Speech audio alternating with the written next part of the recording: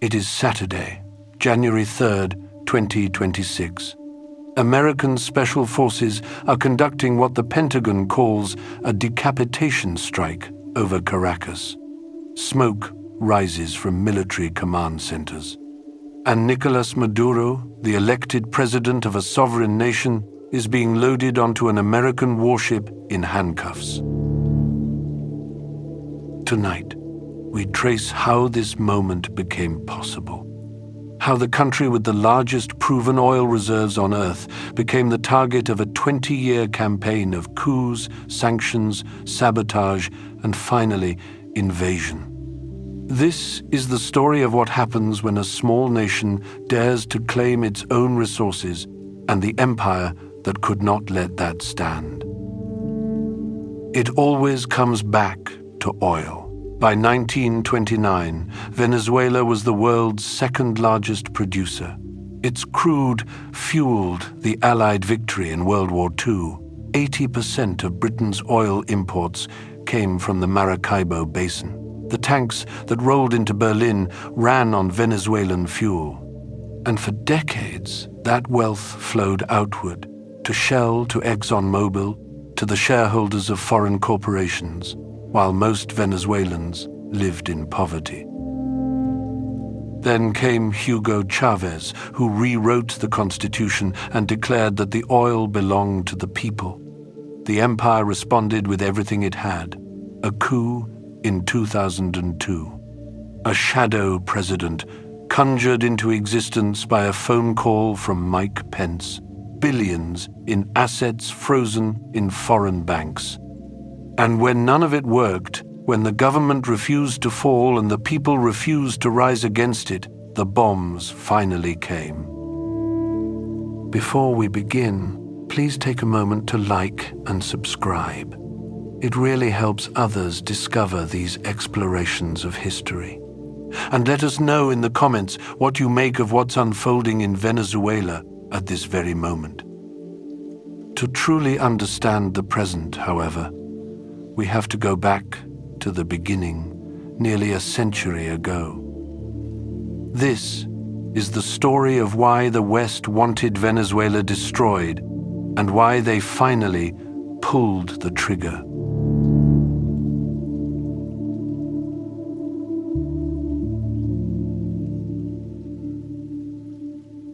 Chapter 1: The Curse of Black Gold. This story begins with oil. It always begins with oil. By 1929, Venezuela had become the world's second-largest producer, rivaled only by the United States itself. And yet this immense wealth belonged to someone else entirely. 3 foreign companies, Shell, U.S. Standard Oil, and U.S. Gulf Oil, controlled 98% of the domestic market. The nation sat atop a fortune it could not touch. The geopolitical stakes were absolute. During the Second World War, Venezuelan crude became the lifeblood of the Allied war effort. By January 1942, Caracas was supplying 80% of Britain's oil imports, pumped safely from a continent far south of the U-boat hunting grounds. It is no exaggeration to say that Venezuelan oil fueled the Allied victory. The tanks that rolled into Berlin, the planes that darkened the skies over Dresden, they ran on fuel from the Maracaibo Basin. This arrangement stunted political development for decades. A brief flicker of democracy appeared between 1945 and 48 under Romulo Betancourt, the man they called the father of Venezuelan democracy. He dared to pursue nationalizing the oil reserves. He helped initiate membership in OPEC. The empire struck back quickly. In 1948, less than a year after Venezuela's first truly participatory election, the military executed a coup, removing Betancourt's successor and crushing the threat to foreign control. What followed was the dictatorship of Marcos Pérez Jiménez, which lasted from 1950 to 58. The New York Times described his regime as having a virulent anti-communism and his tolerant attitude toward foreign oil companies, traits that gained him the backing of the United States. President Eisenhower awarded him a Legion of Merit in 1954. This support came despite a regime where censorship, political persecution, torture, and assassination were blended with authoritarian efficiency. Pérez Jiménez fell eventually, though not because of his brutality. His sin was independence. He had grown, as observers noted, the temerity to begin developing a national industrial base rather than simply absorbing U.S. capital at high rates of interest. He broke the unspoken rule of the relationship. The post-dictatorship era was defined by the Pacto Punto Fijo of 1958, an agreement between major parties to hold elections while effectively consolidating foreign corporate interests behind a democratic mask. Parties like Acción Democrática and COPE rotated power but never strayed from the Washington Consensus. They remained beholden to global financial interests and the IMF. Beneath the surface of this democracy, a dirty war raged through the 60s and 70s against leftist guerrillas. An estimated 5,000 dead, 3,000 disappeared. Among the victims was Jorge Antonio Rodriguez, a student militant tortured to death by intelligence services in 1976. His children, Jorge and Delcy, would grow up to serve as high-level officials in the Maduro administration. They carried this history with them into the halls of power. The system began to collapse in 1989. President Carlos Andrés Pérez had been elected on an anti-austerity platform. He betrayed his voters by accepting an IMF loan and implementing what he called El Gran Viraje, the Great Turn, privatization of state utilities, abolition of price controls. Economist Juan Cristobal Nagel described it aptly as your basic Washington Consensus recipe: despair and hunger spread across the population. Sorry for the interruption. This is Charles from History After Dark, a channel that is entirely viewer-funded. I cannot produce these deep-dive documentaries without your direct support. A pledge of just a few dollars a month via Patreon or as a YouTube member provides the material base that keeps this channel alive. In return for your solidarity, you gain early access to episodes, direct voting rights on future topics, and a completely ad-free experience. Thank you. Now, back to the story. The breaking point came in February.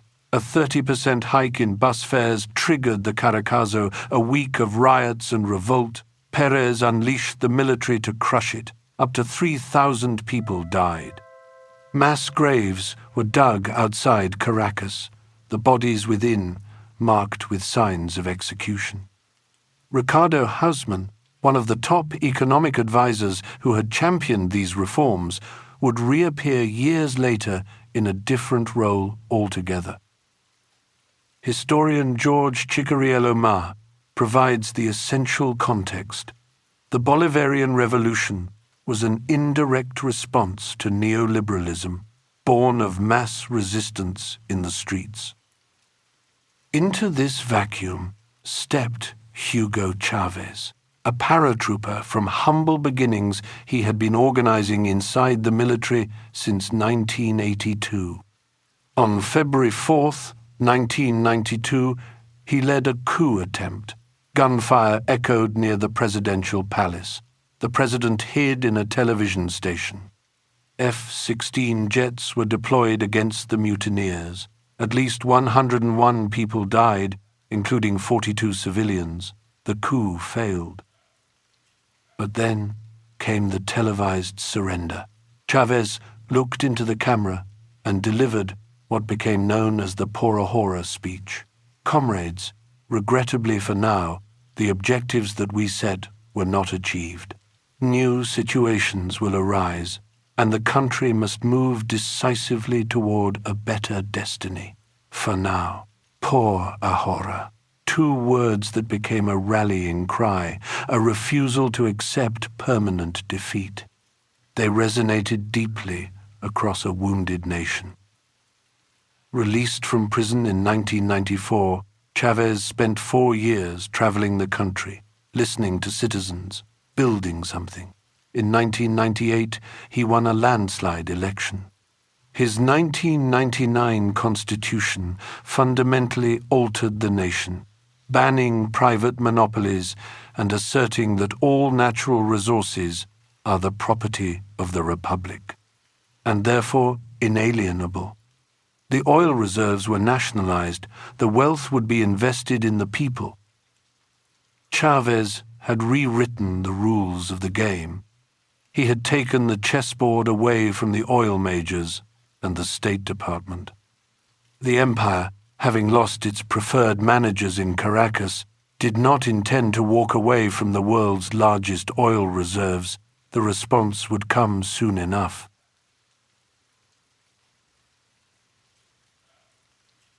Chapter 2. The Original Sin. The 2002 Coup. Hugo Chavez had won 2 elections in 2 years. He had rewritten the Constitution with popular support, and now he was about to touch the one thing no Venezuelan leader was supposed to touch. He fired the board of directors at PDVSA, the state oil company. It was a move towards sovereignty, an assertion that Venezuelan oil should benefit Venezuelans. The reaction was immediate, and it was ferocious. On April 11, 2002, elements of the military and the business elite launched their response. Soldiers seized Chavez and flew him to a prison on an island off the coast.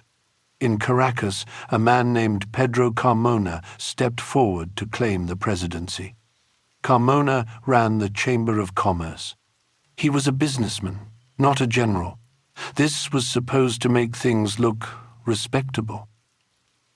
Within hours, Carmona issued what became known as the Carmona Decree. It dissolved the National Assembly, it suspended the Supreme Court. It voided the Constitution that Venezuelans had ratified just 3 years earlier. Local officials found their powers stripped away. In the span of an afternoon, Venezuela had a dictatorship. The Western press did not describe it that way. The New York Times ran a profile of Carmona, calling him a conciliator, a mild-mannered businessman who chooses every word carefully. An editorial in the same paper celebrated the turn of events, declaring that Venezuelan democracy is no longer threatened by a would-be dictator, and that the military intervened and handed power to a respected business leader. The elected president sat in a jail cell. The man who had torn up the Constitution sat in the palace, and the paper of record called it democracy.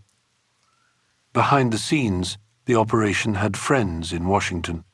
Diplomatic sources at the Organization of American States later revealed that Venezuelans plotting the coup, Carmona among them, had visited the White House to coordinate in advance, overseeing matters from George W. Bush's national security team was Elliot Abrams, a name that carried its own history. Abrams had architected the Iran-Contra scandal in the 1980s. He knew how these things worked. The coup also revealed the local players who would define Venezuelan opposition politics for decades to come. Carlos Vecchio and Elias Santana had founded an organization called Ciudadanía Activa, Active Citizenry, in January of that year, just months before the tanks rolled.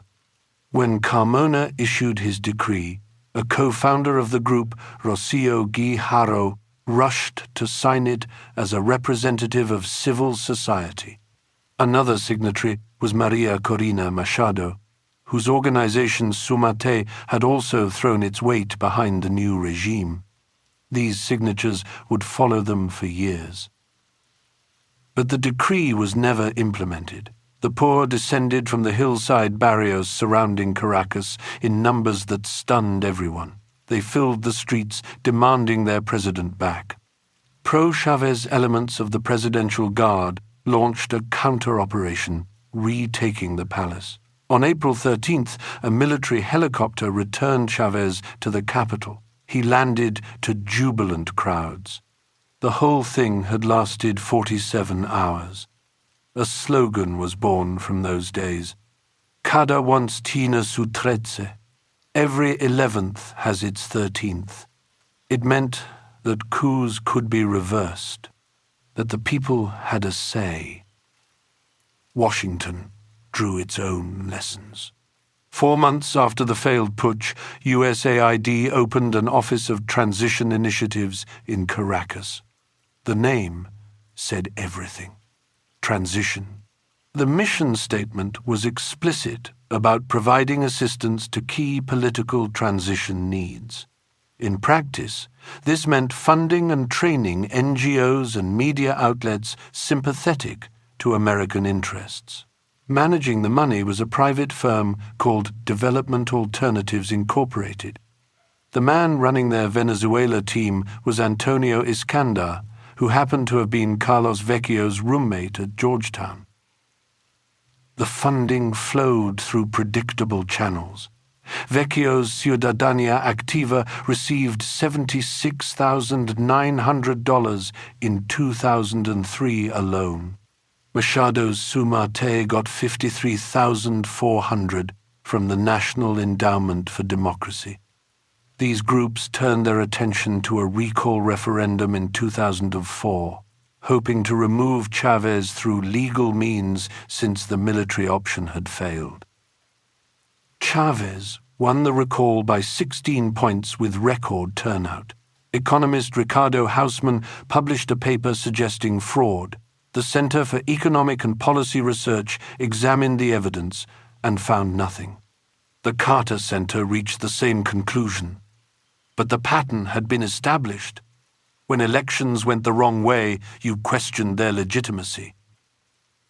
Vecchio himself had an interesting background. Before his career in civil society, he had worked as a lawyer for ExxonMobil, fighting the government's efforts to reform the oil industry. When Chavez drove ExxonMobil out of the country in 2007, Vecchio told reporters he expected to be fired, that the government would discriminate against him. The grievance was personal. He entered politics not long after, meeting Leopoldo Lopez during a mayoral campaign and calling him a political brother. Corporate law and regime change made for compatible vocations. The clumsy coup of 2002 had backfired badly.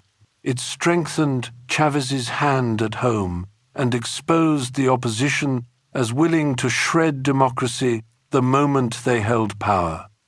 Washington understood that tanks and generals were not enough, not against a population that would pour into the streets at the first sign of trouble. They needed something else, something that looked less like the old oligarchy and more like the future. The laboratory was ready.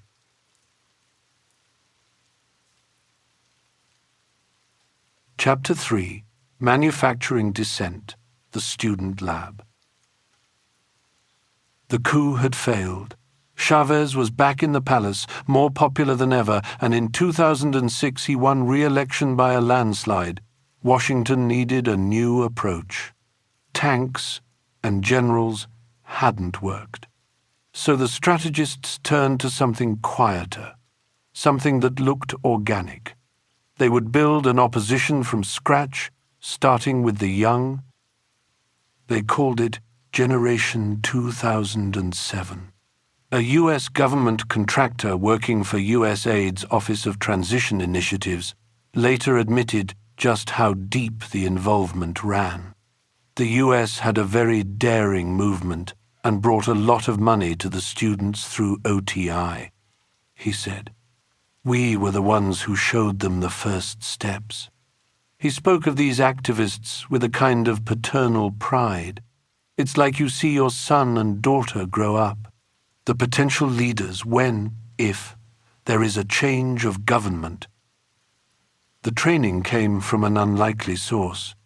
In Belgrade, Serbia, there existed an organization called Canvas, the Center for Applied Nonviolent Action and Strategies. It had been formed by veterans of Otpor, the student movement that helped topple Slobodan Milosevic with the help of nearly $3 million in US funding. A leaked email from the intelligence firm Stratfor described Canvas bluntly as an exporter revolution group, hooked into US funding and basically go around the world trying to topple dictators and autocratic governments, ones that the US does not like. In October 2005, 5 Venezuelan student activists traveled to Belgrade for a special training session. They learned the techniques of color revolutions, the symbols and slogans, the tactics of street mobilization designed to make a movement look spontaneous when it was anything but. Among these students was a young man named Juan Guaidó. Stratfor assessed the potential in 2007. Student movements are only at the beginning of what could be a years-long effort to trigger a revolution in Venezuela. Their analysts wrote, "When you see students at 5 Venezuelan universities hold simultaneous demonstrations, you will know that the training is over and the real work has begun." The testing ground came that same year. Chavez proposed a constitutional referendum, and the students launched nationwide protests against it. They also rallied against the government's decision not to renew the broadcast license of RCTV, a private television channel. The protests turned violent. Masked gunmen fired on demonstrators. In Valencia, opposition rioters killed a Chavista supporter during what they called a march of no return. The destabilization worked. Chavismo suffered its first electoral defeat, the reforms rejected by a margin of just 2%. This narrow victory transformed the student movement into the vanguard of the opposition. In 2009, 2 figures moved to formalize this energy into something more permanent. Leopoldo Lopez and Carlos Vecchio merged Generation 2007 with a network of foreign-backed NGOs to create a new political party. They named it Voluntad Popular, the People's Will. A former OTI employee admitted to funding them directly. "We gave them money," he said. "They were pulling people away from Chavez in a subtle manner. USAID worked with party leaders to establish community groups in Chavista neighborhoods, disguising them as neutral initiatives promoting participatory democracy. Despite all this support, Voluntad Popular struggled at the ballot box. In the 2015 elections, they came in 5th. Lacking votes, they turned to chaos.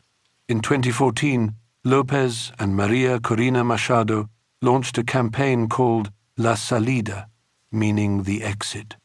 The goal was simple: force Maduro out of power through street pressure. Machado's directive was blunt. "We must create chaos in the streets," she said. What followed were the garimbas, violent riots featuring barricades strung with wire, vandalism of public buildings, assaults on government supporters, and Cuban doctors working in community clinics. On February the 12th, Lopez directed his followers to the Attorney General's office, which was subsequently attacked and set ablaze. 43 people died. Hundreds more were wounded. The government did not fall. A diplomatic cable from 2004 had already revealed why Washington supported figures like Machado. Her organization received U.S. funding because it was, in the cable's words, a highly effective and well-organized opposition group. By 2005, she had secured a meeting with President Bush at the White House. Perhaps most revealing was a memo authored in 2010 by Srdja Popovic, one of the founders of Canvas.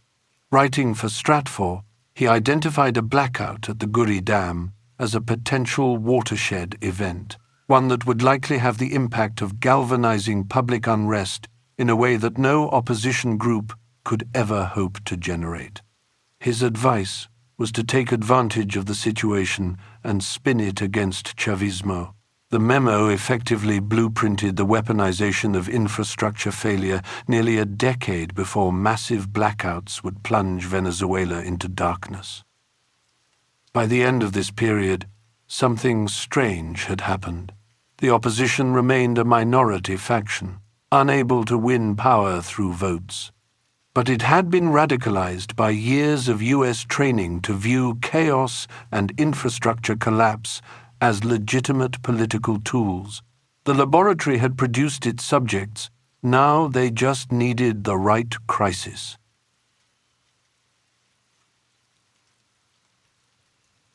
Chapter 4. The Medieval Siege begins.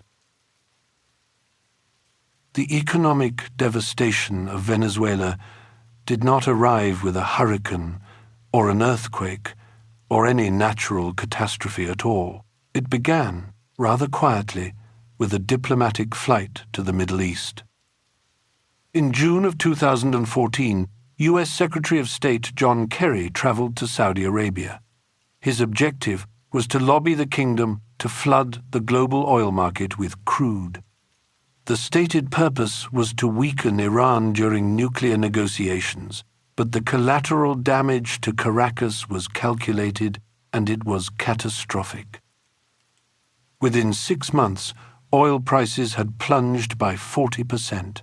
For a nation that relied on crude for 95% of its export earnings, this was not merely an inconvenience, it was a wound to the heart. While the economy reeled, President Barack Obama signed the first round of unilateral sanctions in December of that year. The legislation carried a noble-sounding title, the Venezuela Defense of Human Rights and Civil Society Act. 3 months later came something stranger still. The Obama White House issued an executive order declaring Venezuela an unusual and extraordinary threat to the national security of the United States. A small South American nation, somehow threatening the most powerful military on earth. The designation, however absurd, served a purpose. It legally unlocked the Treasury's ability to wage financial warfare. The impact was immediate and physical. Stratfor published satellite imagery of Puerto Cabello, Venezuela's main import hub. A photograph from February 2012 showed the port cluttered with thousands of shipping containers stacked high and dense along the docks. A second image from June 2015 revealed a harbor that was virtually empty. Between 2013 and 2019, imports to the country collapsed by 80%. Basic goods vanished from shelves. Western media blamed socialism and rarely mentioned the blockade that prevented the government from paying for food and medicine in the first place. The siege tightened further under Donald Trump. His administration had been populated by neoconservative ideologues with old scores to settle. John Bolton, the national security advisor whom President Maduro described as having a criminal mentality, proclaimed in Miami that the troika of tyranny, Cuba, Nicaragua, and Venezuela would no longer be appeased. Caracas had been placed on a regime change hit list. In August of 2017, Trump signed an executive order banning transactions involving new Venezuelan debt. The country was severed from international credit markets overnight. By March of the following year, Moody's had downgraded Venezuela's credit rating to C, its lowest possible grade. A country technically at peace now carried a lower credit score than war-torn Iraq and the Democratic Republic of Congo. Ambassador Samuel Moncada explained what this pariah status meant in practice. Everything going to Venezuela, he said, has 3 or 4 times the insurance premium. Ships refused to dock. Banks refused to process payments for fear of American retribution. The United States had imposed a wartime economy on a sovereign nation without ever declaring war. Economist Francisco Rodriguez, himself a vocal critic of Maduro, published what amounted to a smoking gun. His analysis proved that the collapse in Venezuelan oil production corresponded directly with the imposition of U.S. sanctions. The data was clear. While the broader economy had been struggling, oil production remained stable until the very moment American financial penalties severed access to credit and markets. The human cost was quantified by the Center for Economic and Policy Research. Their study found that U.S. sanctions contributed to 40,000 excess deaths between 2017 and 2018 alone.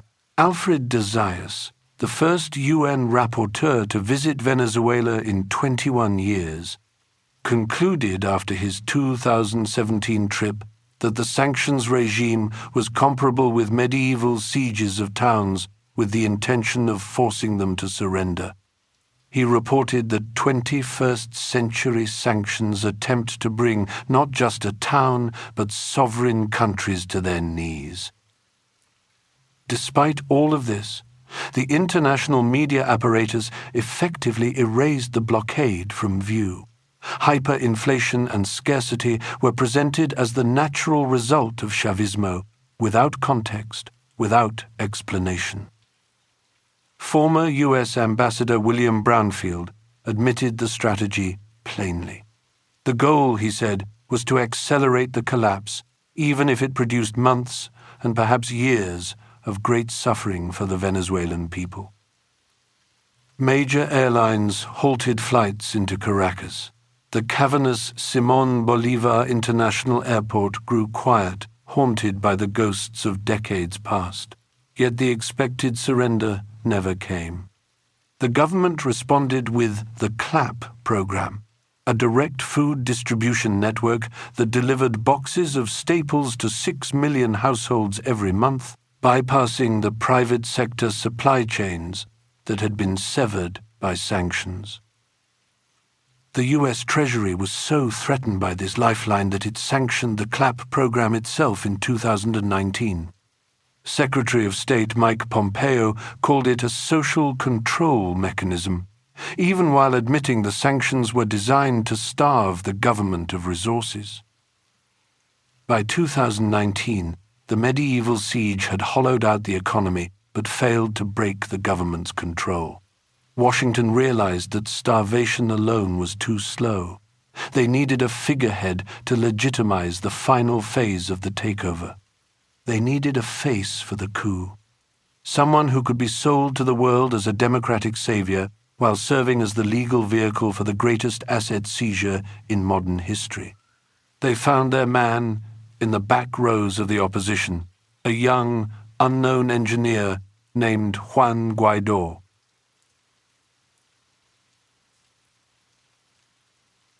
Chapter 5. The Shadow President.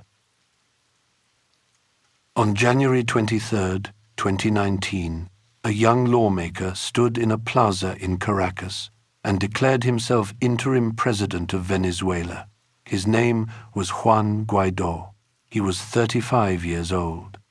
And just days earlier, 81% of Venezuelans had never heard of him. The night before, Guaidó had received a phone call. It came from Washington.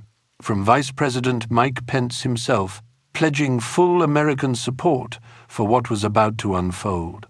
By the time Guaido raised his hand and swore an oath to a constitution he had no power to enforce, the Trump administration was already drafting its recognition statement. Within hours, the United States had declared this unknown figure the legitimate head of state. It was an extraordinary thing. No government in modern history had been recognized before it actually existed. Guaido controlled no territory. He commanded no troops. He could not issue a passport or sign a trade agreement or arrest a single criminal. His authority existed entirely in press releases and the foreign bank accounts that Washington was about to hand over to him. The commercial logic was plain enough.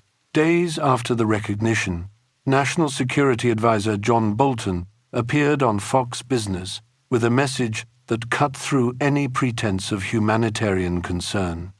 "It will make a big difference to the United States economically," he said, "if we could have American oil companies invest in and produce the oil capabilities in Venezuela." This was the mechanism of what some called the corporate coup. By recognizing Guaido as president, Washington created a legal fiction with very real consequences. Suddenly, Venezuelan assets held in American banks could be transferred to his shadow administration. Citgo, the crown jewel of Venezuela's foreign holdings, was now legally within reach. The recognition was less a diplomatic gesture than a skeleton key to the Treasury. The administration boasted that 54 countries had joined in recognizing their man in Caracas, but the United Nations had 193 member states, and the vast majority continued to do business with Nicolás Maduro. The phrase international community, so often invoked, turned out to mean something rather narrower than it sounded. Still, Washington pressed ahead, assembling a team to run this government in exile. The shadow government was staffed by familiar faces, people who had been waiting in the wings for decades. Carlos Vecchio became the ambassador to Washington. His primary occupation now was not diplomacy in any traditional sense, but rather the seizure of Venezuelan property. He successfully petitioned the State Department to hand over the military attaché building in the capital, then removed the portraits of Simón Bolívar and replaced them with photographs of Guaido. Ricardo Hausmann took charge of economic planning. He spoke openly of a morning-after scenario that would open the nationalized oil industry to private foreign investment. He also advocated for military intervention to make it happen. The recognition allowed Washington to impose a blanket ban on Venezuelan oil exports to the American market. This was designed to choke off the government's remaining revenue, to accelerate the collapse that sanctions had already set in motion. The logic was suffocation. Make the situation so desperate that the military would abandon Maduro and throw open the palace doors. But the palace doors remained shut, and Guaido remained what he had always been, a president without a country, a commander-in-chief without a single soldier willing to follow his orders. He was a government of Narnia, as some took to calling it, a fantasy regime sustained entirely by foreign recognition and frozen bank accounts.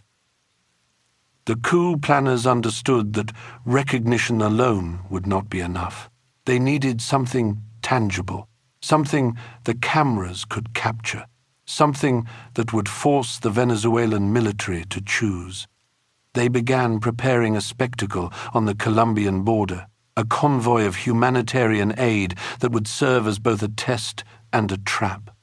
If the military let it through, they would lose face. If they blocked it, the world would see soldiers denying food to hungry civilians. Either way, the pressure would become unbearable, or so Washington believed.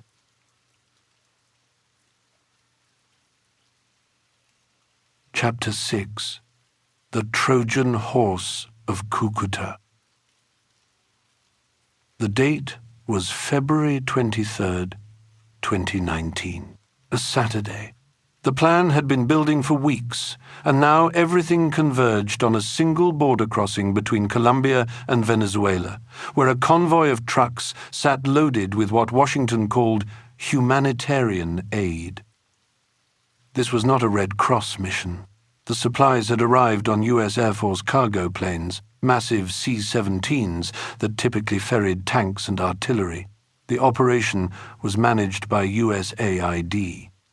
The trucks were painted white, the universal color of neutrality, but everyone understood what this was, a dare.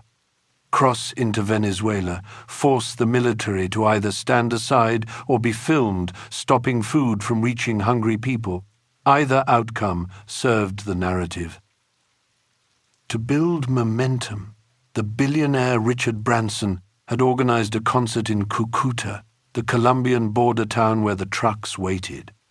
He called it Venezuela Aid Live, and he modeled it explicitly on Live Aid, that famous 1985 benefit.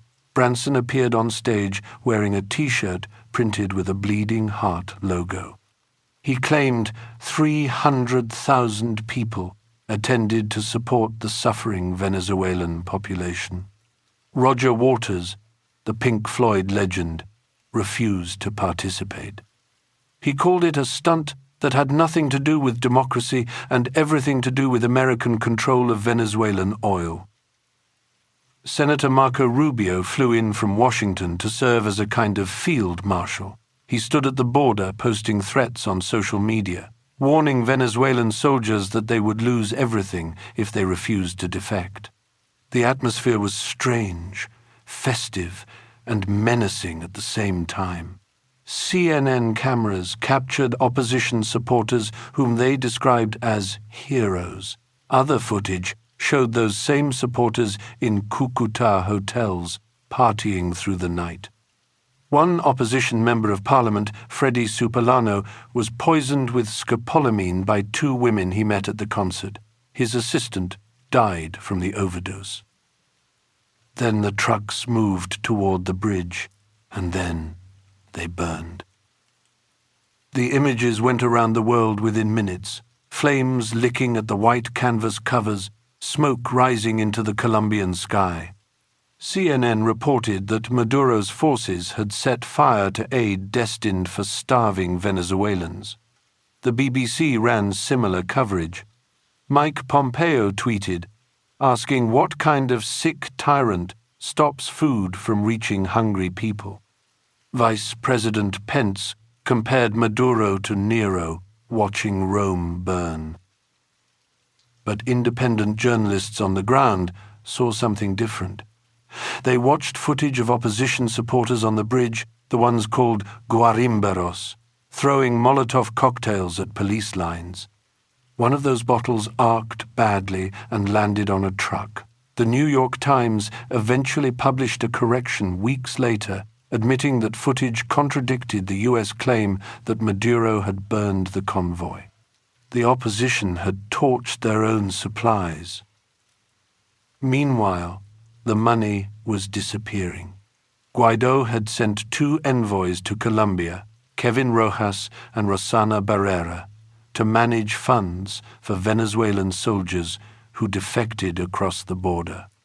Colombian intelligence began tracking their movements. The envoys were staying in luxury hotels.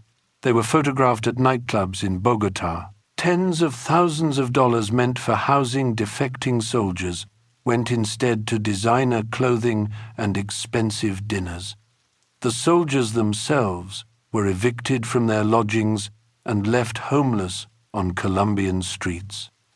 A USAID internal audit later confirmed that the entire operation had been driven by political objectives rather than humanitarian need, with fraud controls that were virtually non-existent. The Venezuelan military did not crack. The border stayed sealed. The convoy burned on the bridge, and Guaido remained stranded in Colombia, surrounded by embezzlers and a plan that had collapsed in public view. Inside Caracas, the response was defiant. While Western cameras focused on the border drama, thousands of working-class Venezuelans marched to the presidential palace. They signed an open letter rejecting American intervention. A woman at a local market told reporters to pass along a message. "Tell the news that we don't need anything," she said. "What we want is for the U.S. to lift the blockade." The psychological operation had failed. The army had held. The people had not risen. And in Washington and Bogotá, the planners realized that if they could not trick the military into switching sides, they would have to break something else.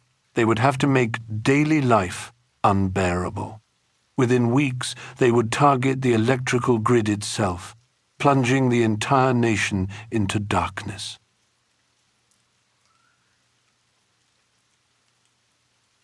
Chapter 7. Darkness at Noon. The Cyber War. It was 5 in the afternoon on March the 7th, 2019. Across Venezuela, the lights went out. Commuter trains ground to a halt in tunnels. Traffic signals blinked once and died.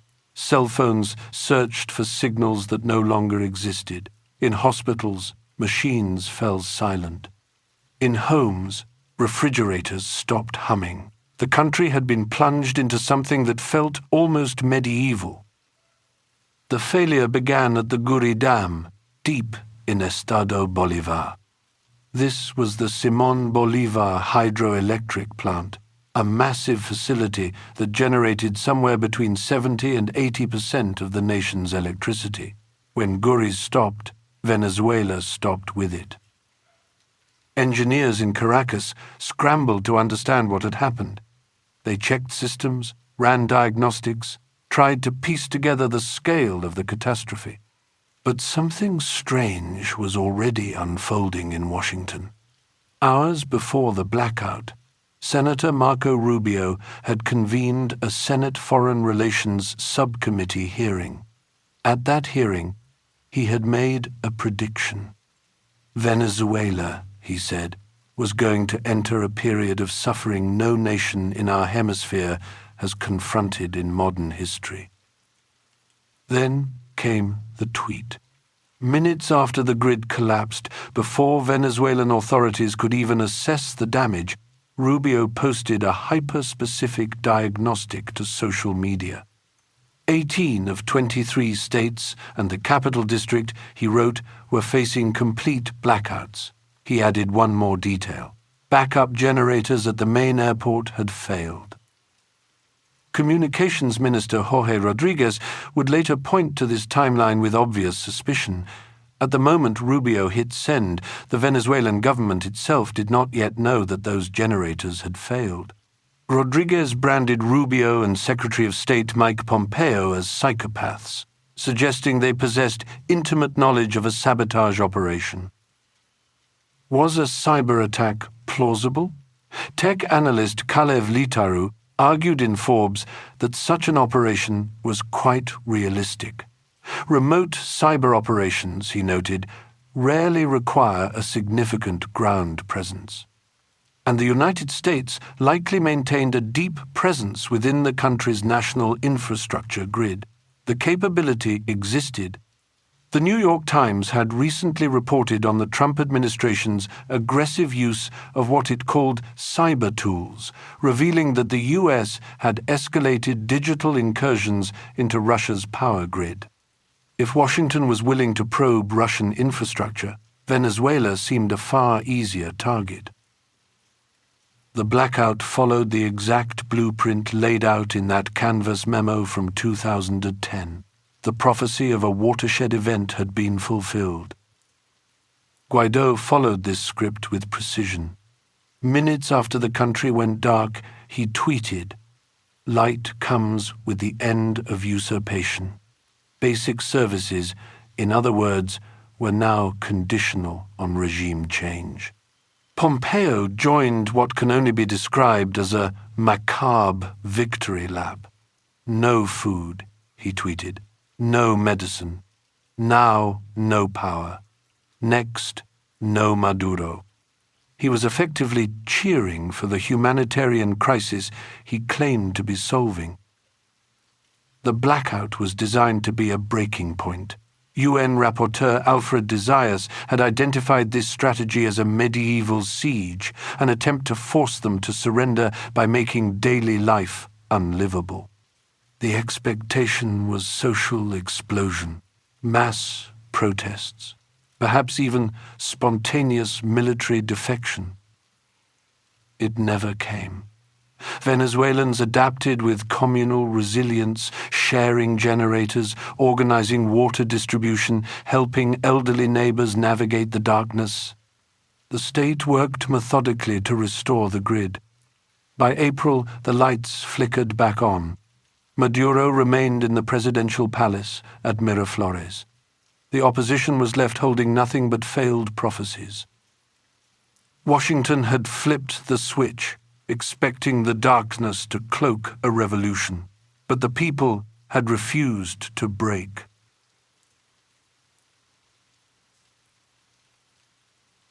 Chapter 8. The April 30 Putsch. The Blue Armbands. The phone rang at 5:25 in the morning. John Bolton was on the line with Mike Pompeo, and both men believed they were witnessing the final act. The coup was happening. 20 minutes later, Bolton did something he had never done before in his tenure as National Security Advisor. He woke the president. Trump's response, according to those present, was a single word. "Wow," said flatly, without enthusiasm. The man who had been promised a quick victory was already growing skeptical of his team's promises. Across the Caribbean, the sun was just beginning to warm the pavement of the Francisco Fajardo Highway in Caracas. Juan Guaidó stood near the La Carlota Air Base, filming a live stream on his phone, flanked by a small cluster of soldiers. They wore blue armbands to signal their defection. The visual was meant to project strength, the beginning of a wave. Instead, it revealed something closer to desperation. Fewer than a dozen men stood with him. The massive airbase behind them remained firmly, unmistakably, under government control. Guaidó waved his hands as he spoke, calling for a mass uprising, for the people to flood the streets, for the military to abandon Maduro. Observers would later describe his gestures as gawkish. Standing just over his shoulder was Leopoldo López, the radical opposition leader who had broken out of house arrest that very morning to join the operation. His presence was meant to signal that the real power had arrived to claim victory. The entire plan rested on one assumption. Defense Minister Vladimir Padrino López had been turned. The CIA believed he would deliver the military to the opposition. Bolton would later admit in his memoir that Padrino López had tricked them, offering what seemed like passive support during back-channel negotiations, only to remain loyal to Maduro when dawn broke and the operation actually launched.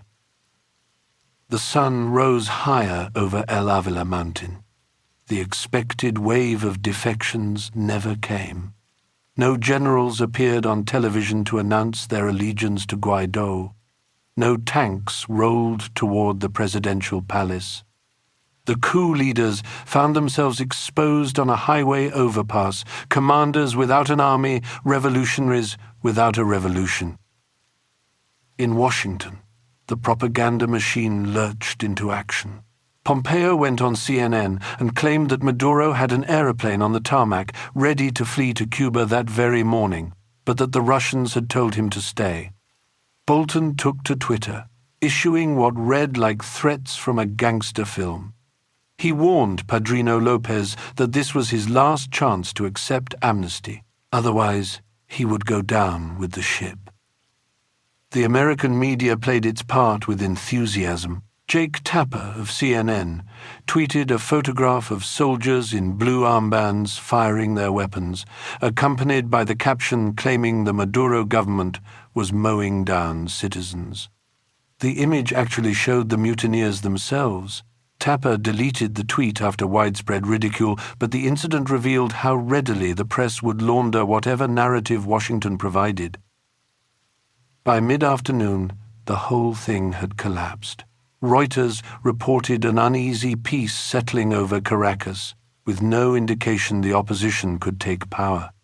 Leopoldo López fled first to the Chilean diplomatic residence, then to the Spanish embassy.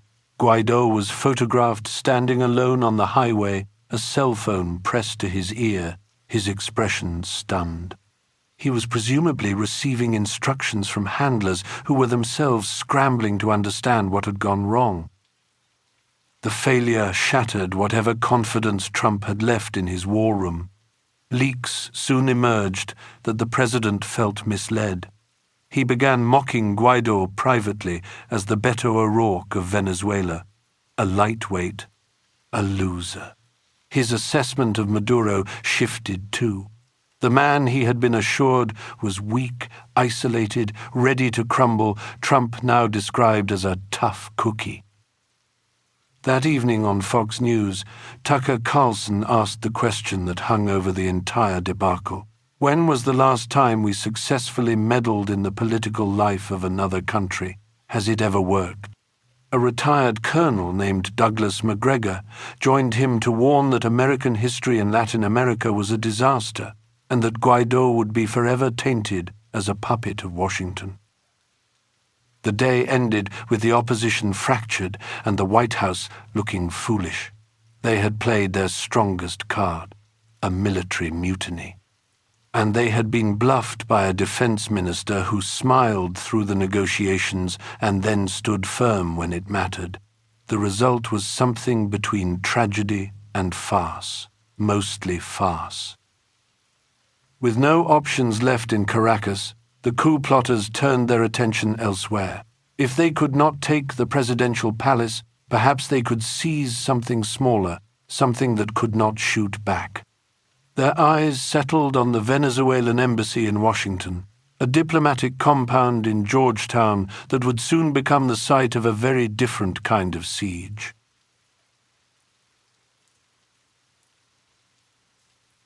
Chapter 9. The Embassy Siege.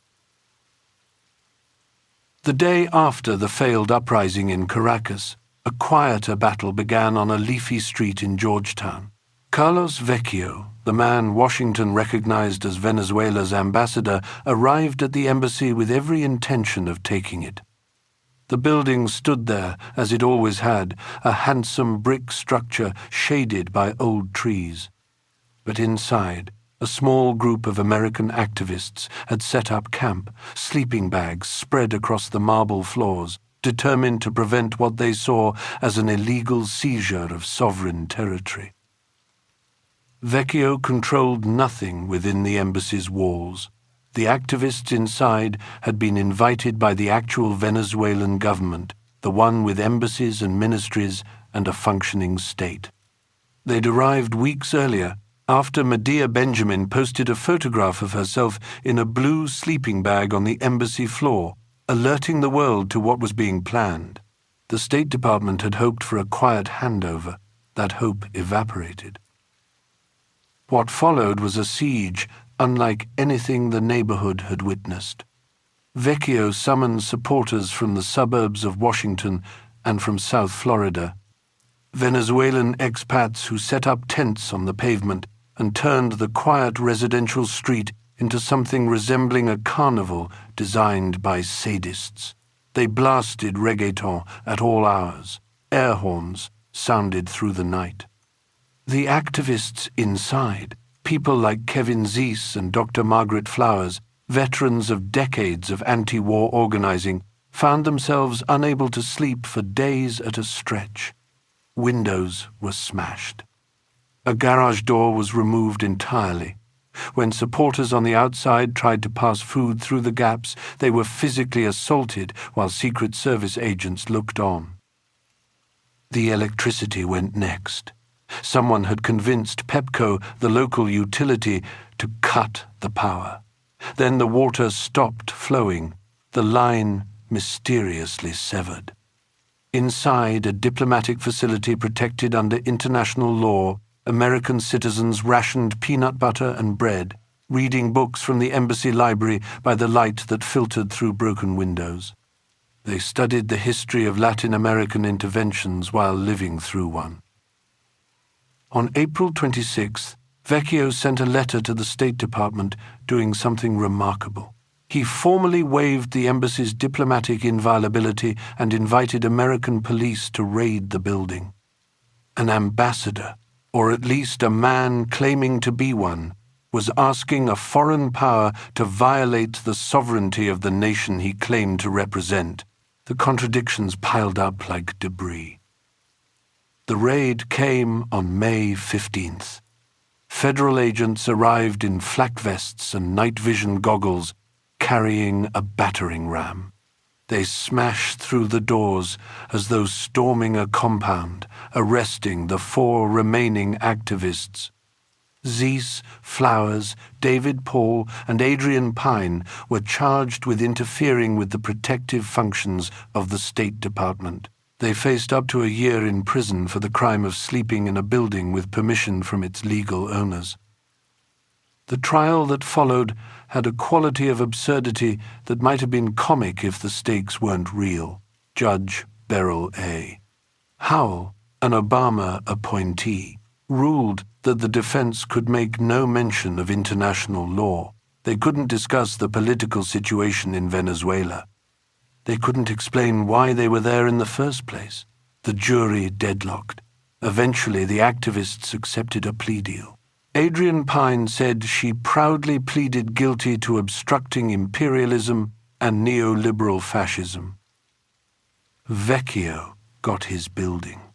He stood in the doorway of an embassy that had been handed to him by American federal agents in a city where he held no actual power, representing a government that controlled no territory and commanded no army. The victory, such as it was, proved only that his authority derived entirely from Washington. He was an ambassador without a country, a diplomat whose credentials existed only in the filing cabinets of the State Department. Kevin Zeiss died unexpectedly in September of 2020, collapsing at his home after years of tireless organizing. The tiger lilies from his garden continued to bloom the following spring, as they do every year. The embassy stands quiet now, its halls empty of sleeping bags and rationed bread, but the precedent had been set.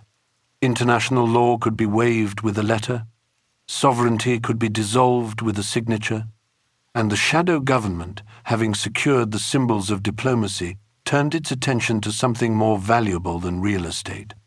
The lawyers had been preparing for years. The real prize was waiting offshore.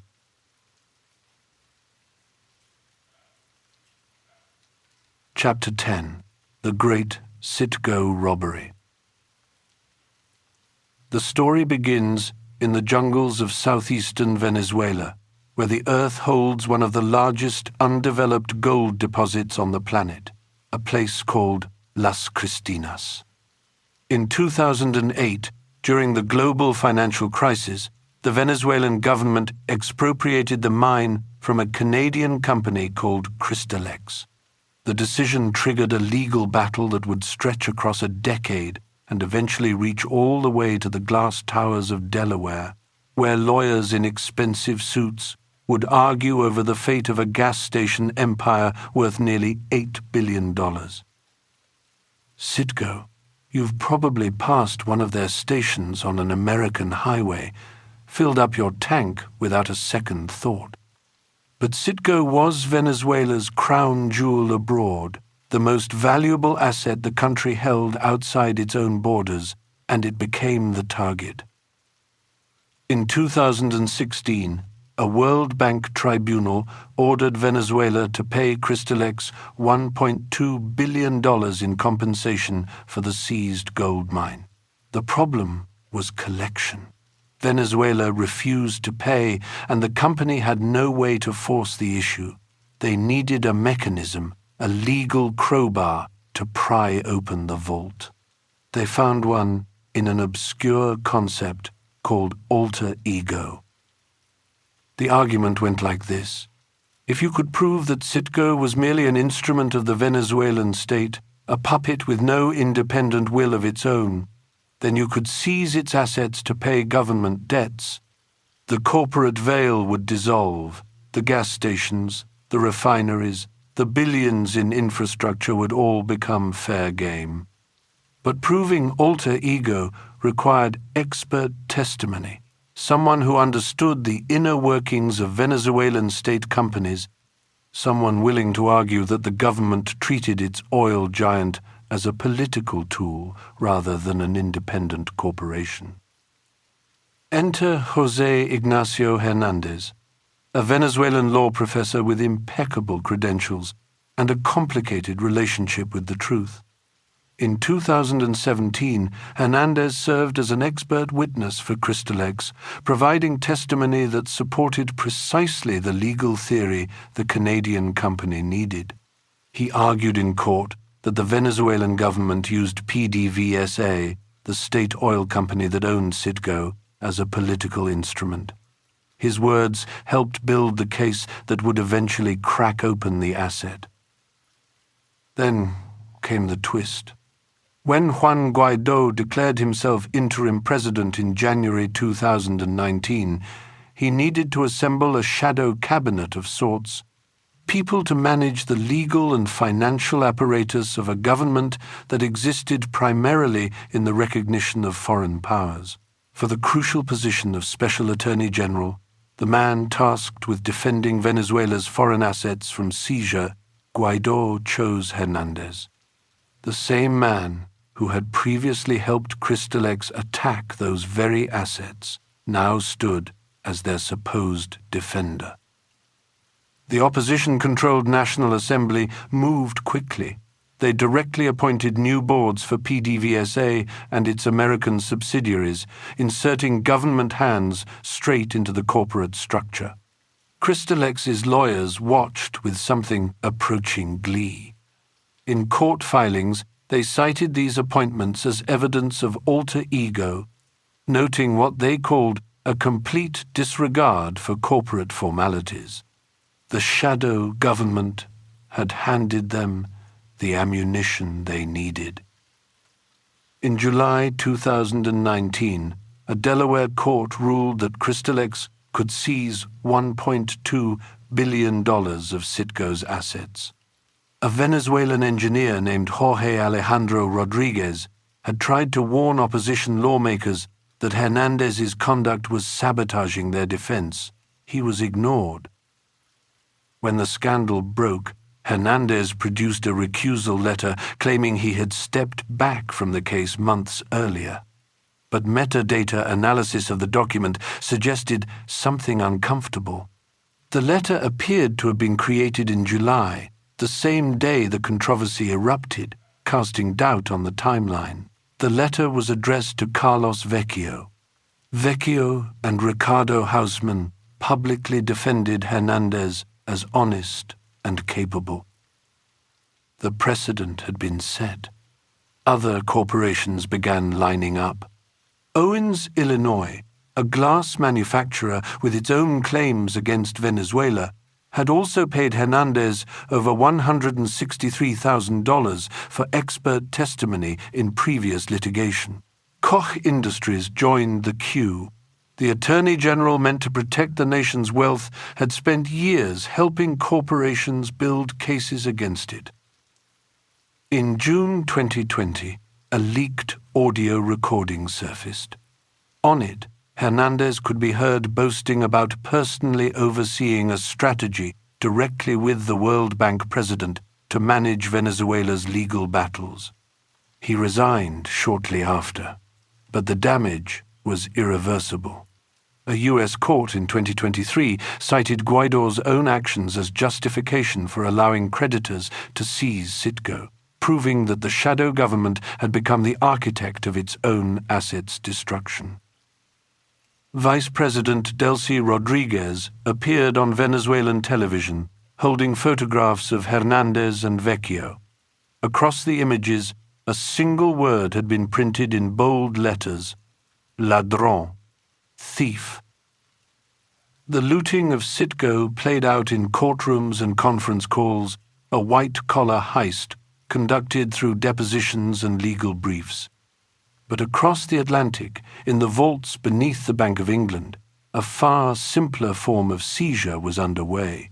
No alter ego arguments required, just a locked door and a foreign government's decision about who counted as president.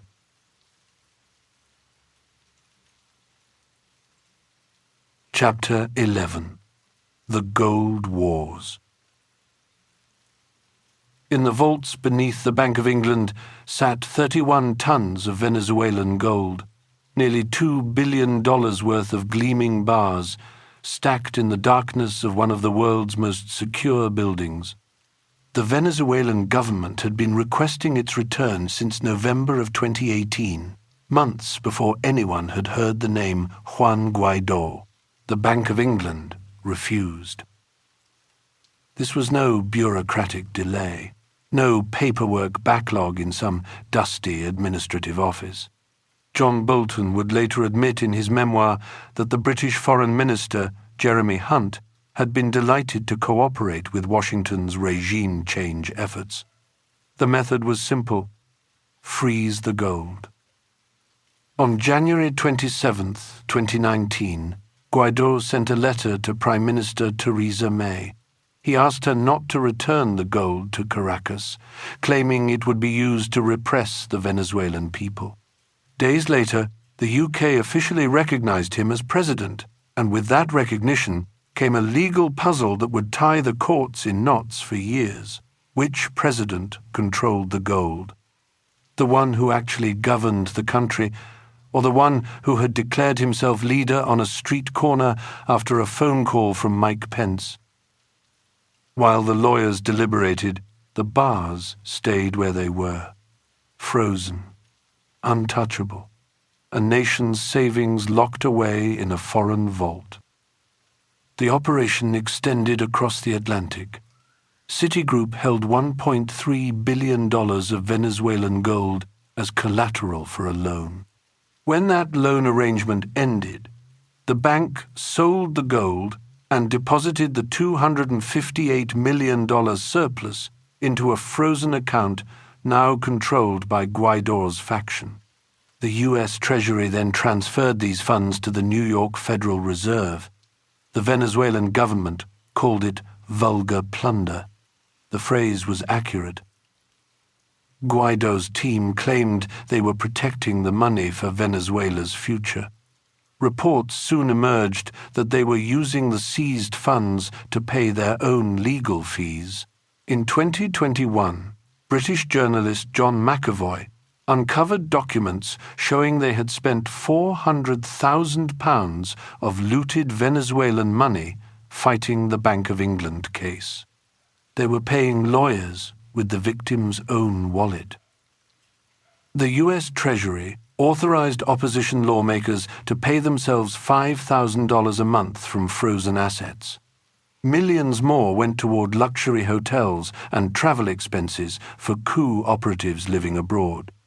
The humanitarian justification for the asset seizure grew harder to maintain with each expense report. President Maduro called it 21st century piracy.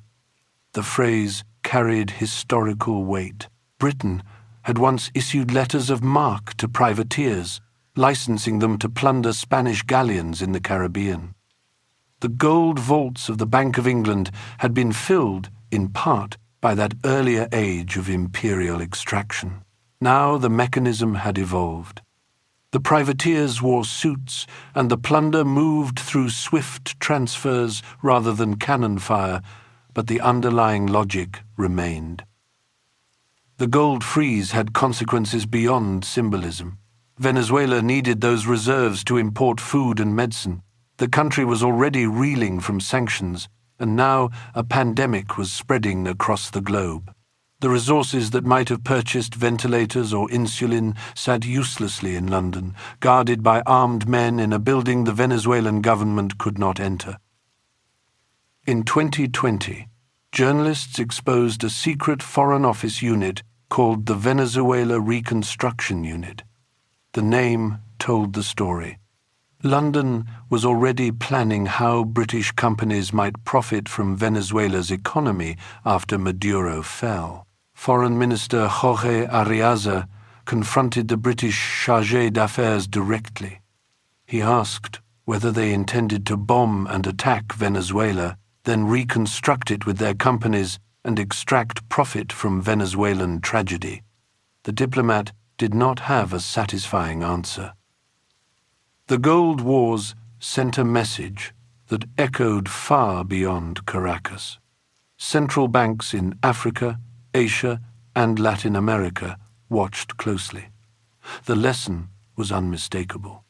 Your reserves are safe in Western financial institutions only as long as your foreign policy aligns with Western interests.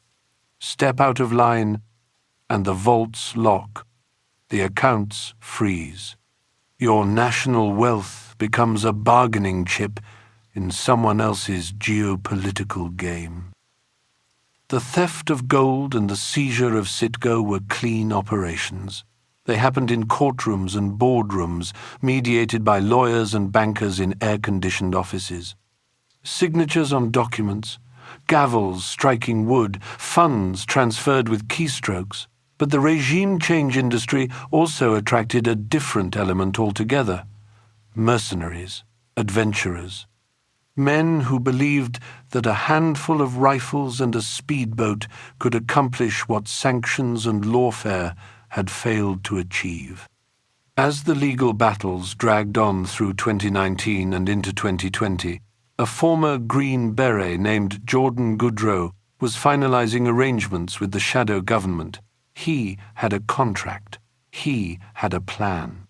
The boardroom coup was about to wash up on a Venezuelan beach.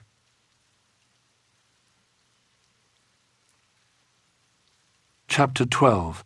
Operation Gideon, the Silver Screen Invasion.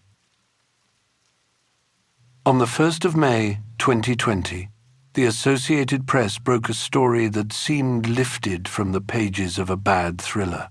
A plot called Operation Gideon. The plan was to infiltrate Venezuela with a small force of combatants, capture President Maduro, and fly him out of the country.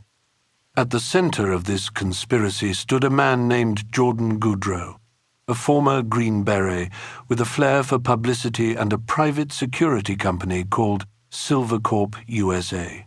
He had previously tried to sell American schools a subscription service that would place undercover agents in hallways to stop shooters. Now he had his sights set on toppling a government. Goudreau had secured a contract with the Venezuelan opposition. The document bore the signatures of Juan Guaidó and his political strategist, J.J. Rendon. It promised Silvercorp over $200 million, secured against future oil revenues, in exchange for removing Maduro from power. The deal existed, on paper at least. The resources to carry it out did not. In Colombia, training camps had been established for Venezuelan military deserters who had pledged themselves to the cause. The conditions were grim. The men lived in squalor, practicing maneuvers with sawed-off broomsticks because they had no rifles. Goudreau insisted he had connections in Washington, high-level contacts in the Trump administration. He pointed to his past work providing security at Trump rallies as evidence of his access. Whether anyone in power took him seriously remains an open question. The operation launched on the 3rd of May. A small group of fighters attempted a maritime invasion, approaching the Venezuelan coast in speedboats. They were intercepted almost immediately. Venezuelan security forces had thoroughly infiltrated the plot from the beginning. They knew it was coming. While his men were being captured on the beaches of Chihuahua, Goudreau filmed himself in Florida wearing a Yankees cap, announcing the attack as if it were succeeding. He claimed that units had been activated deep inside Caracas. The reality was already unraveling. 8 of the mercenaries were killed. Dozens more were captured, including 2 American citizens, Luke Denman and Aaron Berry, both former Special Forces teammates of Goudreau. They would later appear on Venezuelan television, confessing to a plan to secure the airport so Maduro could be extracted to the United States. The aftermath brought a cascade of blame. Guaido denied ever signing the contract, but Goudreau leaked an audio recording in which the interim president seemed to endorse the deal. Rendon admitted paying $50,000 for what he called strategic planning, though he claimed he had cut ties when Goudreau grew erratic and demanded more money. The involvement of the American government hovered over everything like smoke. Goudreau insisted he had met with officials at the White House and in the vice president's office. A retired Venezuelan general named Cleaver Alcalá, who had been involved in the planning, surrendered himself to the DEA in Colombia just days before the raid. Around the same time that Washington placed a $15 million bounty on Maduro's head. The timing raised questions that were never quite answered. Secretary of State Pompeo denied any direct involvement. He joked that if the United States had been involved, things would have gone differently. The quip ignored the fact that 2 Americans now sat in Venezuelan custody. Defense Secretary Mark Esper would later write about a meeting in which opposition officials hinted at some plans taking shape in Florida, suggesting the National Security Council knew something was brewing. James Story, the American diplomat stationed in Bogotá, was known to be close to the opposition and surely aware of the training camps across the border. He did nothing to stop what would have been a violation of American neutrality laws. The raid exposed something rotten at the heart of the opposition project. These were people willing to hire foreign mercenaries to attempt an armed invasion of their own country while living in Miami penthouses and partying through the planning stages. It was reckless. It was delusional. Some called it the Bay of Piglets, a humiliating echo of an earlier American disaster in the Caribbean. The failure strengthened Maduro's hand considerably. It proved the loyalty of his military. It showcased the depth of the opposition's incompetence. And it buried, at least for the moment, any fantasy that a small band of commandos could overthrow the Bolivarian Revolution. The beaches of Chihuahua became a kind of graveyard for that particular dream. The mercenaries had failed in the surf, but the war was far from over.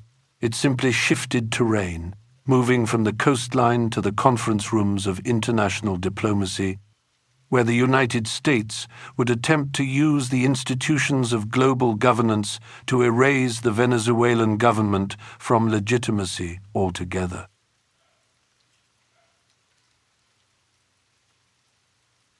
Chapter 13. Diplomatic Trench Warfare. The battle had moved indoors, to the plush carpets and polished wood of the United Nations headquarters in New York. Here, in April of 2019, Vice President Mike Pence strode into the Security Council chamber with one goal in mind. He wanted the assembled diplomats to recognize Juan Guaido as the legitimate leader of Venezuela.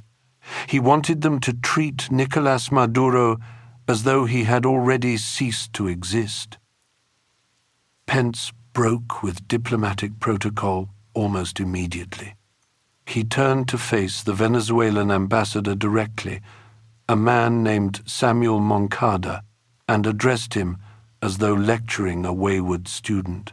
"With all due respect, Mr. Ambassador, you shouldn't be here," Pence said.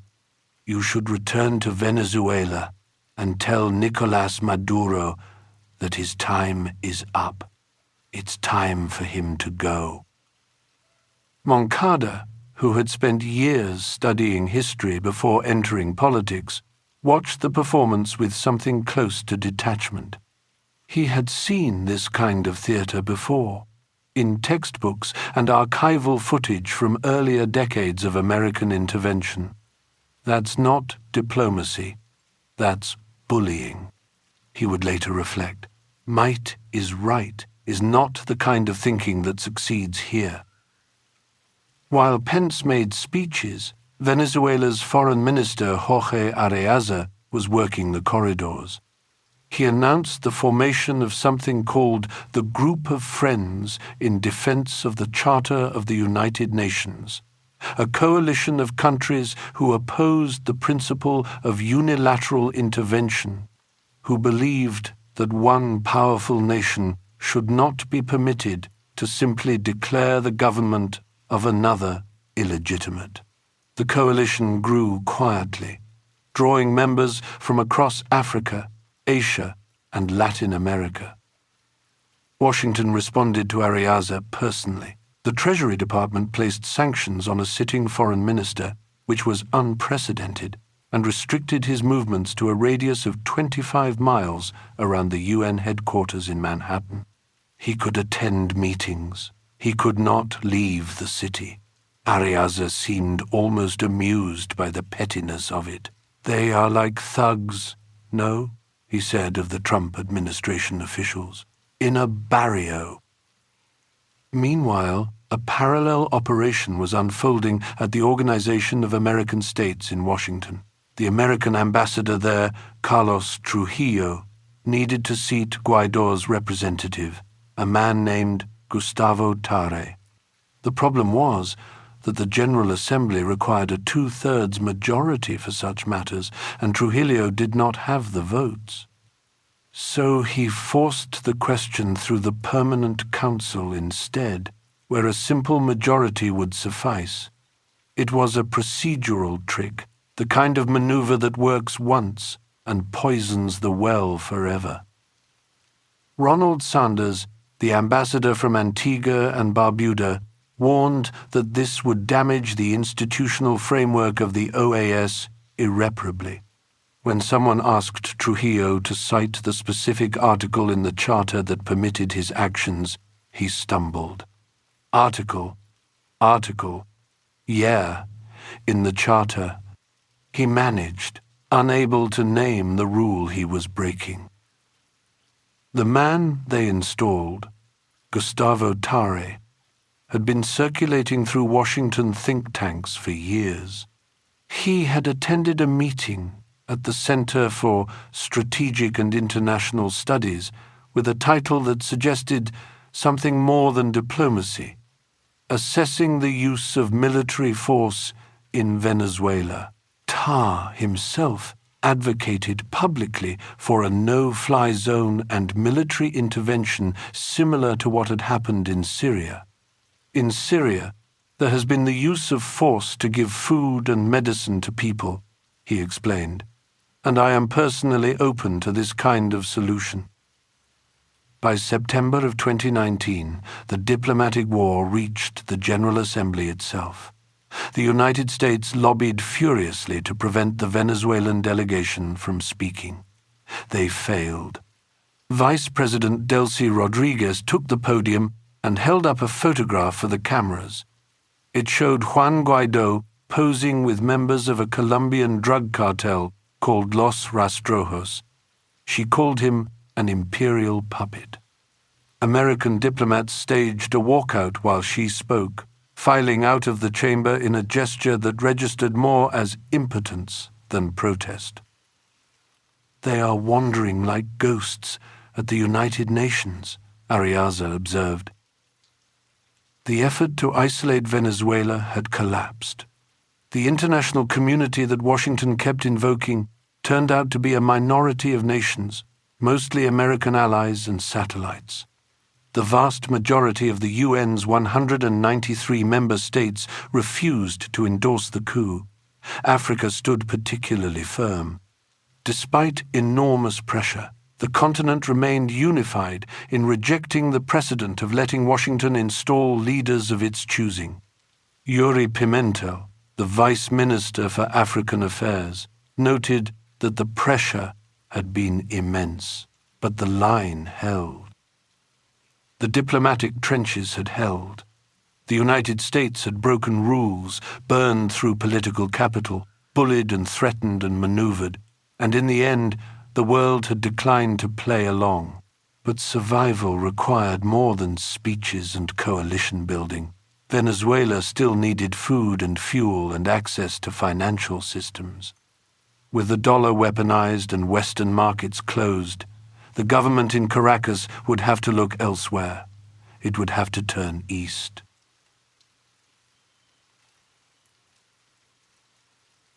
Chapter 14. The Multipolar Lifeline. In July of 2019, something unexpected happened in Caracas.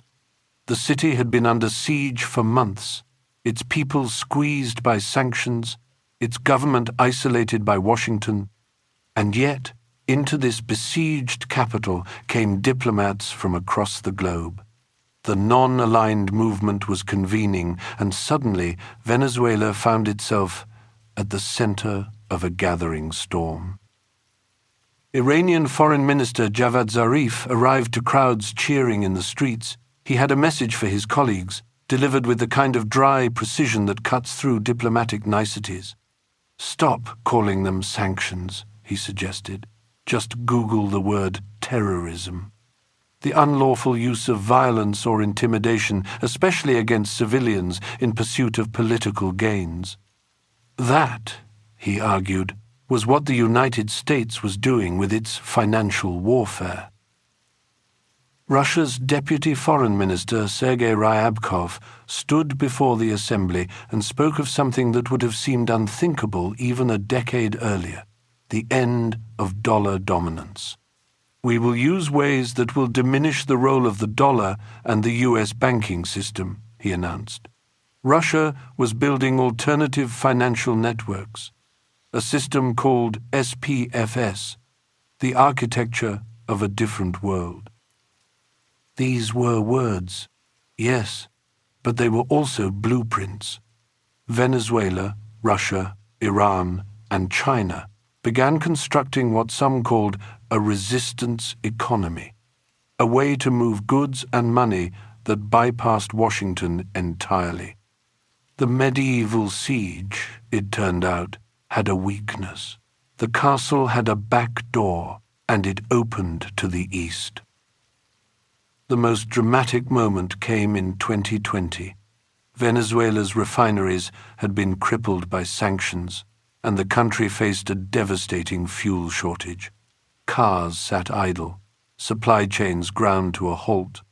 Tehran's response was to send 5 gasoline tankers across the Atlantic Ocean. The United States deployed Navy destroyers to the Caribbean. Surveillance aircraft circled overhead. Maximum pressure, they called it. A blockade in all but name. The tankers kept coming. In May, escorted by Venezuelan fighter jets, the Iranian flotilla docked at Puerto Cabello. Oil Minister Tariq El-Aissami stood on the pier to welcome them. "We are not anyone's colony," he declared. "Thank you for your solidarity and courage."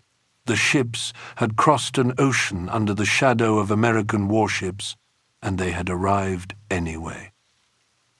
Iran sent more than gasoline. Technicians came to repair the battered refineries. A supermarket called Megasis opened in Caracas, its shelves stocked with Iranian goods. 2 economies, separated by thousands of miles, began weaving themselves together. Behind many of these deals stood a Colombian businessman named Alex Saab. He had been appointed as a Venezuelan diplomat, tasked with procuring food and fuel when traditional channels had been slammed shut. Gold for gas swaps with Iran, food imports through Turkey. Saab became the linchpin of the resistance economy, the man who kept the country fed and moving. In June of 2020, Saab was traveling to Tehran on a diplomatic mission. His plane stopped to refuel in Cape Verde, a small island nation off the African coast. He never completed the journey. American agents orchestrated his arrest, despite his diplomatic status. What followed was grim. Saab later wrote that he was kept in a cell with only an hour of daylight a day. He described physical abuse, pressure to confess. The USS San Jacinto, an American warship, appeared off Cape Verde's shores, a reminder of what happened to small nations that defied Washington's wishes.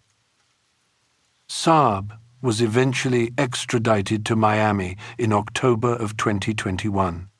But by then, something had shifted. The supply lines he had helped build were running on their own. Russia and China had stepped in to help Venezuela bypass SWIFT and conduct trade outside the dollar system. India continued purchasing Venezuelan oil despite American pressure. Turkey became a hub for gold processing and food imports. The alliance of the sanctioned had proven something important. The United States could no longer isolate a country by decree. It could threaten and seize and blockade, but it could not close every door. The world had grown too interconnected, too multipolar, too tired of taking orders from one capital. The siege had failed. The patient had survived. Fed and fueled by partners that Washington could not reach without risking wider conflict, Venezuela had stabilized. The economic warfare had not produced collapse. The coups had not produced mutiny. And inside the country, the interim government of Juan Guaidó was beginning to rot from within, its legitimacy evaporating with every sunrise that found Nicolás Maduro still in the presidential palace. The final act of this long drama would not arrive with thunder. It would come quietly as the opposition fractured and the West began to look away from its failed experiment. Chapter 15. The End of Empire. By January 2020, the presidency of Juan Guaidó had become something closer to farce. He arrived at the National Assembly building that month to find security guards at the entrance. They told him the rest of his colleagues could enter. He refused. Unless certain disqualified lawmakers were allowed to accompany him, he would not go in. And so began one of the stranger scenes in modern political theater. Guaidó, wearing a suit, attempted to climb the spiked iron fence surrounding the building. He made it partway up before losing his grip and tumbling back down. Cameras captured the whole thing. Meanwhile, the opposition coalition he claimed to lead was splitting apart. Moderate factions had grown tired of the American-mandated strategy of boycotting elections entirely. They wanted to participate in the December 2020 legislative vote. They did. Over 300 international observers watched as Venezuelans went to the polls, and when the ballots were counted, the ruling party had cemented its control of the National Assembly. Guaidó's term as Assembly President was now legally over. The title that had supposedly made him interim president of the entire country had simply expired. Leopoldo López, operating from exile in Spain, tried to undermine the election with a video he posted online. It showed a government official named Diosdado Cabello saying something that López claimed meant those who don't vote don't eat. The phrase was actually a pun, a Venezuelan play on the word comma, which can mean both to eat and something far more colloquial. American media ran with the mistranslation anyway. Venezuelan voters seemed unbothered. Some pointed out that their own voting system, with its biometric verification and paper trail, had produced a clear result within hours. The American election that same year had taken days to resolve. One voter put it plainly: there is no bigger fraud than the one committed in the U.S. The final moment came 2 years later. On December 30th, 2022, the Venezuelan opposition held a vote of their own. They dissolved the interim government entirely. Guaido pleaded with his former allies. To annul this government, he said, is to leap into the void. They ignored him. The imaginary presidency was replaced by a committee whose main purpose was managing the foreign assets that had been seized during the years of the shadow government. Citgo, the gold held in London, the money in frozen accounts. The plunder would continue. It simply wouldn't have a face anymore. Something else shifted that year. The war in Ukraine sent oil prices surging, and suddenly the Biden administration found itself in an awkward position. They needed oil. Venezuelan oil. A delegation was sent to Caracas to meet with Nicolás Maduro, the very man Washington officially claimed was not the president. The meeting happened anyway. The rhetoric about democracy and human rights grew quieter when gas prices climbed. At the Summit of the Americas in June 2022, the cracks showed publicly. The United States had excluded Venezuela, Cuba, and Nicaragua from the gathering. In response, Mexico's president boycotted the event entirely. Other regional leaders followed. Biden's party was spoiled. When a reporter asked Nancy Pelosi about Guaido's absence from the summit, she paused. By whom? She asked, apparently having forgotten the name of the man she had once given a standing ovation. The puppet had slipped from memory. The coup did not end with a dramatic collapse. There was no singular moment of defeat. It simply faded, like a radio signal weakening as you drive further from the tower.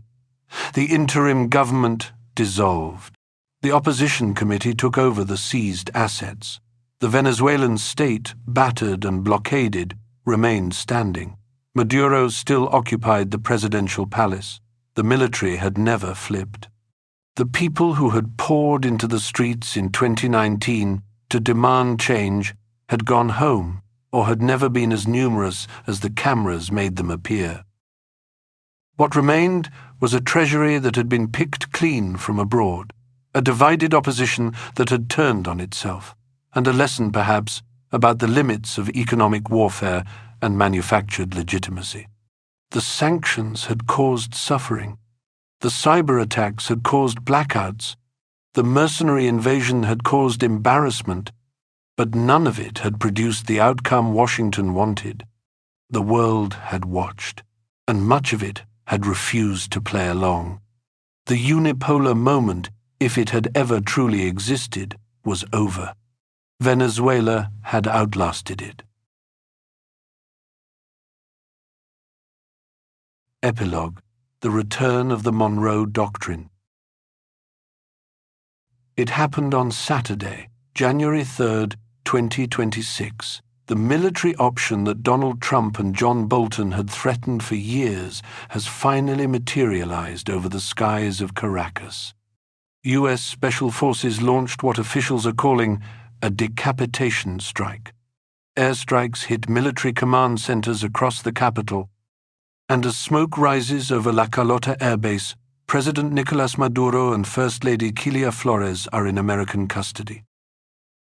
The images are spreading across the world as we speak.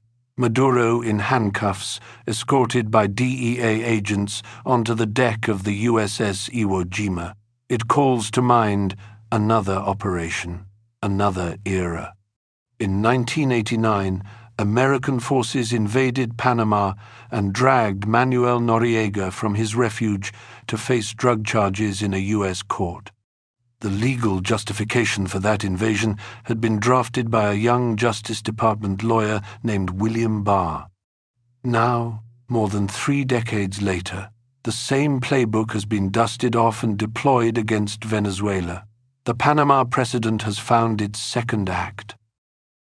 Trump has announced that the detainees will face the full wrath of American justice in the Southern District of New York. This is the culmination of the lawfare strategy launched in March 2020, when the State Department placed a $15 million bounty on Maduro's head. The charge is narco-terrorism. The bounty was an invitation, and the extraction fulfills both. What comes next is surprising even some within the opposition. Rather than handing power to Maria Corina Machado or what remains of the Guaido faction, Trump has declared that the United States will run Venezuela directly. The phrase hangs in the air. Run. The mask of democratic transition has been stripped away entirely. Secretary of State Marco Rubio, who spent years in the Senate lobbying for exactly this outcome, is positioned as the de facto administrator of the occupation, a viceroy for the 21st century.